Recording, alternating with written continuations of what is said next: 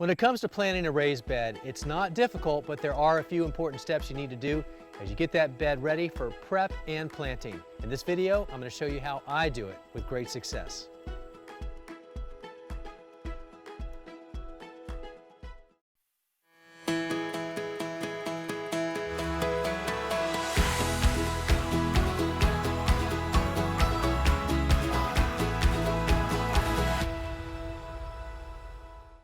So here at the garden farm, it's mid-September, it's 94 degrees, we're just north of Atlanta, Georgia.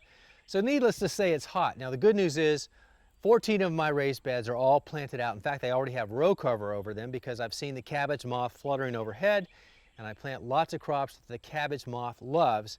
I don't want the caterpillars on my leaves, and that row cover is the best way to block that from happening.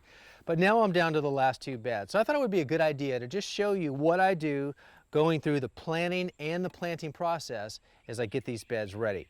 So the first thing I'm going to do is always focus on the soil, and I'm always focusing on the soil. So a couple times a year I'll add some compost into these beds, but I'll also empty out my soil from my seed starting trays. If I have leftover soil, I might as well use that here. It's perfectly good soil, and so that's what you see right here is the excess that I've dumped out onto the beds. Now I could use a great tool like this, and that kind of is like a grading rake, and it'll knock the soil back and smooth it out. Now, because it's late in the season, I'm going to plant straight seedlings, plus I have a lot of leftover seedlings and some new ones my friend Phil gave me. So this bed is kind of going to be a hodgepodge of mixed varieties in here. Normally I plant usually one bed that's dedicated to just one crop, but in this case I have a lot of different things, and so why not mix it up and have some fun? So what I just put here was my planting grid. It's livestock panel. You've heard me say that term a million times, but it has a million uses, at least for me, and one of them is as a template. Because you have that even spacing all the way through the entire area, it allows me to easily get a visual on how to space my seedlings within the template. Now, one important piece of advice, if you can possibly avoid it, don't plant in the middle of the day. I'm doing that right now because I want to get this video done for you, but at the same time I also have some tricks on how to beat the heat if you need to, and I'll show you that too.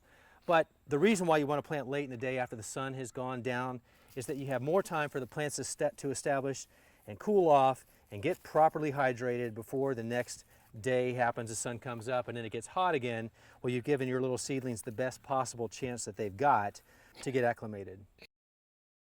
The tool I really love for planting seedlings is the soil knife, but I don't really need it. The soil is really nice and loose, and I don't need to go very deep with these seedlings. And in fact, in this case, it's a bit of an encumbrance, so I'm not even going to use it, and I'll just push the soil away with my fingers, cover it up, and then push the soil around it firmly enough so that I know that I've got seed to soil contact that's really good.